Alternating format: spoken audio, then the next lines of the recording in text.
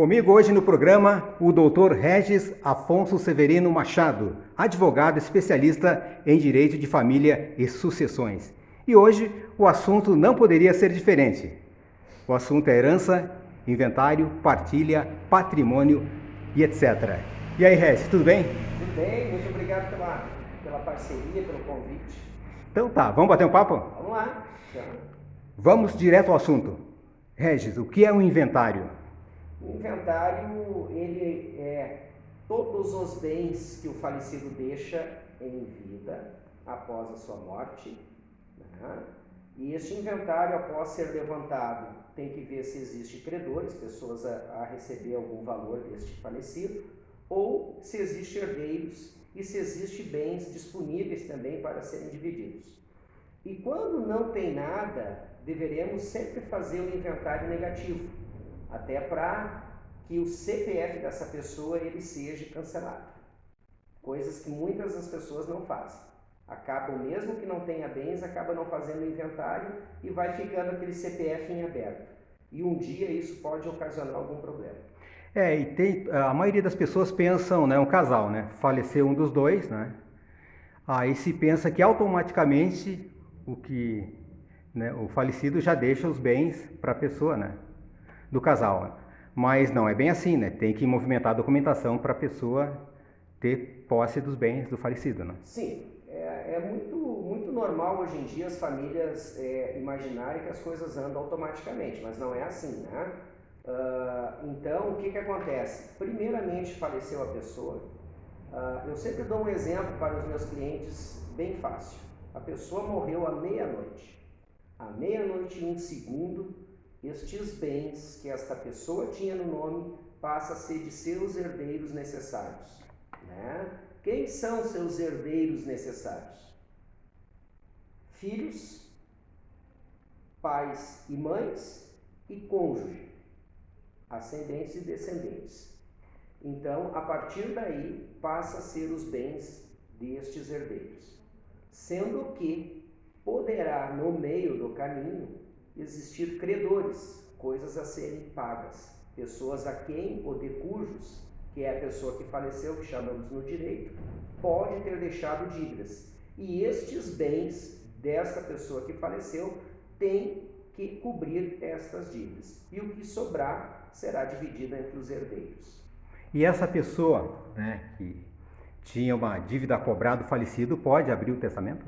Pode, a pessoa às vezes acontece que a família sabe que o falecido tem dívida, sabe que o falecido deve muito mais, talvez até do que tenha, e acaba não abrindo o inventário.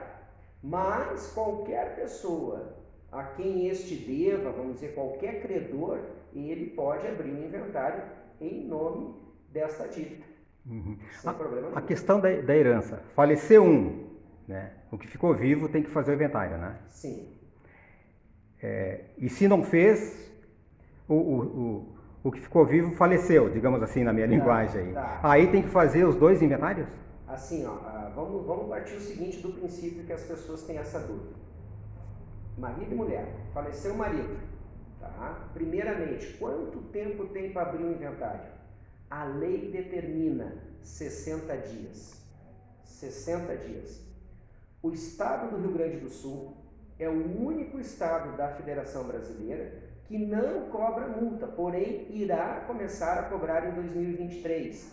Todos os estados sempre cobraram dívida quando não se abre multa, quando não se abre um inventário dentro desses 60 dias, que fica em torno de 2% do patrimônio. O Rio Grande do Sul não fazia, mas vai começar a fazer, pelas informações que eu tenho, em 2023. Para entender melhor, o João faleceu. A família da Maria, a Maria não fez o inventário. Depois a Maria falece, aí os filhos... Dois inventários. Muita gente não sabe disso, doutor. Primeiro do João e depois da Maria. E ainda existe mais, né? Coisas que as pessoas não se dão conta. O que às vezes acontece? Vamos lá, vou dar um exemplo, talvez para ficar mais claro.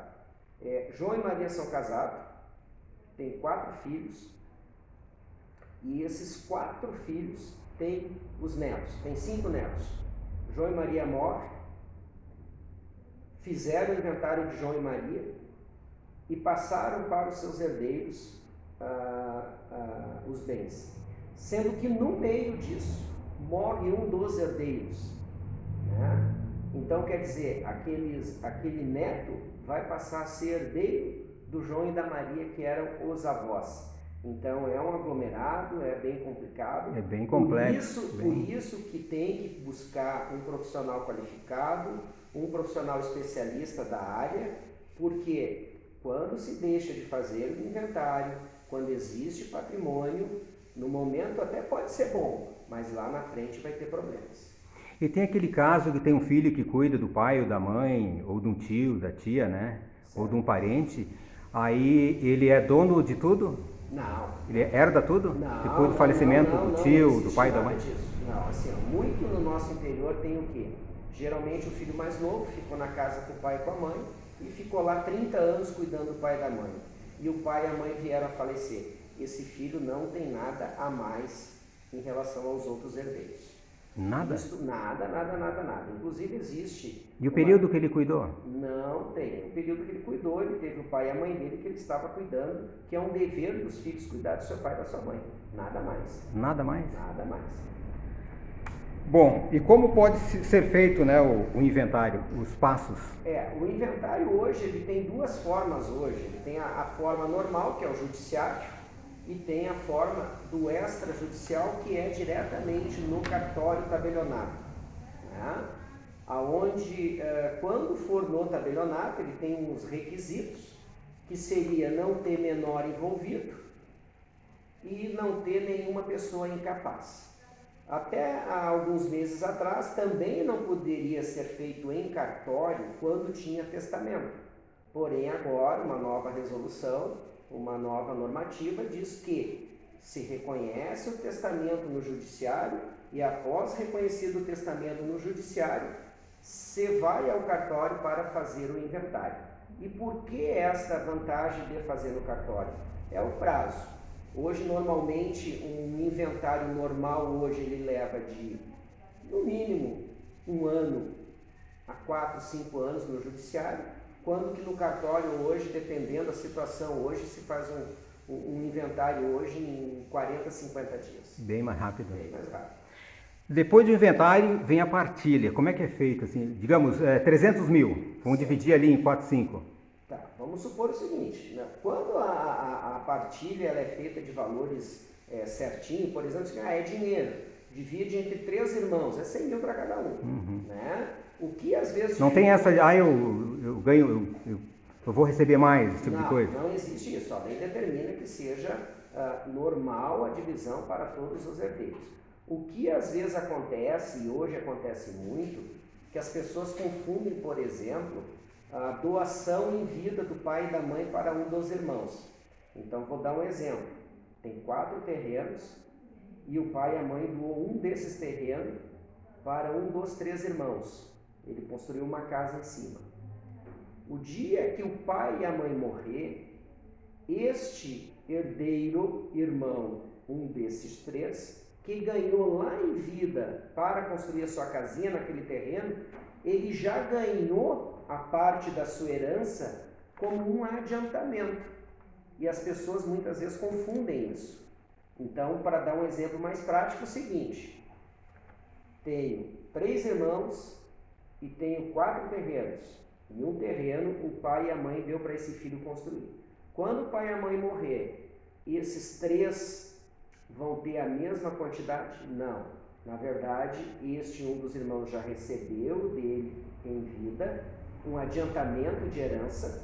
Então, em vez dele ganhar um terreno inteiro, vai ficar, por exemplo, para este aqui 50% e para esse aqui 25% para cada um daquele terreno que ele teria direito. Por quê? Porque ele já ganhou um. Então tem tudo isso, é um cálculo meio complicado. E o dinheiro no banco, né? Mandaram mensagens para a rádio essa semana, né, sobre um detalhe importante. O filho, né, um parente está cuidou do falecido, né? e tinha dinheiro no banco. E ele cuidava também do dinheiro do falecido, cartão de crédito, aquela coisa toda do banco. Certo. E tinha uma certa quantia e após a morte, ali uns dias, o dinheiro sumiu. Como é que fica? Não, na verdade, é que nem eu falei, a partir do momento da morte, este valor passa a ser de todos os herdeiros. Ninguém pode entrar lá e tirar nenhum valor sem ser autorizado judicialmente ou que tenha sido feito o inventário e o inventariante solicitado um alvará para levantamento destes valores. Isso que você falou acontece muito. Então, o que acontece? Aí a família tem que fazer uma ocorrência policial, a família tem que buscar uma reparação para que este herdeiro que pegou este dinheiro devolva os valores, né? Ou que venha de alguma forma pagar de algum jeito, às vezes deixando de receber alguma outra coisa, mas na verdade isso não pode, jamais. Ok. Teria tantas coisas, doutor, né? Mas o nosso tempo é curto e a gente, né, tem que respeitar. Mas eu vou pular algumas coisas aqui, mas com certeza vamos fazer um outro programa com a matéria. Então, o pessoal mandou para a nossa rádio e vão respeitar o nosso ouvinte, né? E o nosso telespectador, né? Vamos às perguntas, então, né? A gente não pode queimar o filme com o nosso... Não. Tá. Pode um herdeiro fazer uso capião de um imóvel que é de todos os irmãos após a morte dos pais? Assim, neste caso, hoje existe uma jurisprudência, um reconhecimento que sim, que pode fazer com certos requisitos, mas também não é uma coisa muito simples, tá? As pessoas às vezes até já saem assim apavoradas, meu irmão vai fazer um uso capião. Não, existem requisitos, ele vai ter que estar lá neste imóvel durante um certo tempo, dependendo se é rural, se é urbano, né? Ele vai poder fazer um uso capião, mas dentro dos mesmos requisitos que fosse qualquer um outro uso capião normal, desde que os irmãos acabam não fazendo nada naquele tempo que o uso capião exige de tempo para se fazer um uso capião, se os irmãos não abrirem inventário, se os irmãos não se acertar, se não tiver um contrato de aluguel, né, porque o irmão pode ter ficado no imóvel que era dos pais, e os outros irmãos têm sim um direito a este aluguel enquanto aquele irmão está lá. Ele não pode ficar lá de graça. Se ele ficar lá de graça, ele não tiver problema nenhum, ele pode sim fazer uso capião mais à frente. E isso acontece muito, né? Às vezes o irmão não quer ferir o outro pisando em ovos, né? E enquanto isso pode, digamos, perder, né? Vamos dizer assim que não acontece tanto, mas hoje tem sido, até pela essa nova normativa que tem acontecido, tem sim as pessoas buscado mais orientações em relação a isso. Ok.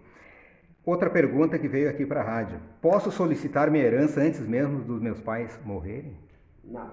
Não existe herança de pessoa viva. Não existe herança de pessoa viva. Então, quando a gente fala que às vezes tem aquele filho que diz, eu queria minha herança para pagar tal conta. Não, mas teu pai não morreu. Para o direito brasileiro, nós chamamos de pacta curvina, né? Que seria o quê? Tu não pode exigir uma herança sem que a pessoa tenha morrido. Isso não existe. Chega a ser imoral, né? A pessoa nem faleceu, imoral. vai tocar. Tu já está contando com que aquela pessoa morra para ganhar a herança. Ou até, antigamente tinha até alguns fatos de a pessoa já negociar aquela herança. Olha, eu te devo. Tu vai não construiu nada e quer já antes. Não sabe nem o que pode acontecer mais à frente, né? Sim. Mas não existe, não, herança de pessoa viva. Muito bem, vamos em frente com as perguntas aqui da Rádio Web Farroupilha, a rádio de todas. Fala para nós, doutor, da importância do planejamento patrimonial sucessório das famílias. O planejamento sucessório das famílias, a gente sempre fala o seguinte, hoje em dia, como tu mesmo referiu, nessa questão do uso capião de um irmão está no imóvel, se nós passar a pensar mais atrás, nem existia há pouco tempo atrás. Hoje é que se fala muito dessa situação. Então, este planejamento, toda pessoa que tem um patrimônio, eu sempre digo o seguinte, quando ela deixar esse patrimônio já dividido da maneira que ela quer, ela vai... Eu acho que é a melhor forma, porque a pessoa acha que vai viver para sempre e não é isso, né? Não é isso. Então, assim, e a melhor forma hoje é tu já deixar os teus bens divididos da forma que tu quer. Por quê? Porque a gente sabe que quando isso não ocorre, sempre há alguma briga, alguma intriga. Se deixar tudo claro antes, depois não tem problema. Isso, então hoje a gente, especialista de família hoje, nós trabalhamos muito com o patrimônio sucessório, porque as pessoas estão se dando conta que quando pensam que vão deixar os filhos bem, com alguns bens, muito pelo contrário. Esses filhos acabam criando inimizade, criando afastamento, e sempre um vai achar que ganhou menos que o outro. Sempre. Então, se deixar já tudo dividido, tudo de alguma forma estipulado, é bom para todos. E no que eu vejo, às vezes, né, os velhinhos, né, os idosos vão empurrando com a barriga, né? Para não ferir ninguém, no fim, deixa sem fazer antes. E depois aquela briga, né? Hoje a gente discussão. Hoje a gente é muito procurado hoje na questão seguinte, as pessoas hoje estão se preocupando com o planejamento sucessório, principalmente por questões de imposto, ITBI, aí vem aquela questão da doação, aí vem aquele, mas vem cá, será que se eu fizer uma doação, será que é melhor? O outro vem e diz, mas vem cá, será que na minha pessoa, será que não é melhor deixar um testamento? Por isso que o advogado especialista do direito de família, ele tem que ser consultado, porque às vezes tu pode estar fazendo uma coisa achando que está fazendo uma coisa boa e está criando um problema. Muito bem. E a questão da doação, né? O falecido os pais, né? Pode deixar só para um filho tudo? Não. Existe uma coisa na lei brasileira que a gente chama de legítima. A legítima, ela permite que o testador ou doador doe ou teste 50% do que ele possui de bens. Então, além desses 50%, ele não pode doar ou testar. Por quê? Porque é dos seus herdeiros necessários, que é aquele rol do 1845, que é o artigo do Código Civil, que diz quem é que tem os direitos sobre aqueles bens garantidos pelo Estado. Então, de novo, para não ficar confuso, a pessoa não pode deixar para uma pessoa mais do que 50% do que ele tem. Se eu tenho 100 mil reais, eu só posso dispor de 50 mil. Os outros 50 serão dos meus herdeiros necessários. Então tá. O nosso tempo estourou e o assunto é muito gostoso, muito importante, né? Uma curiosidade, né? Muito que aguça as pessoas. Com certeza vão ter que fazer outro programa, doutor. Vamos lá, vamos lá. Estamos aqui para isso. Show de bola. Vamos ficando por aqui. Foi uma honra tê-lo aqui no programa. Só deixando sempre dito, sempre procure um profissional especializado. Muito importante. E dê confiança. Muito obrigado. Ok.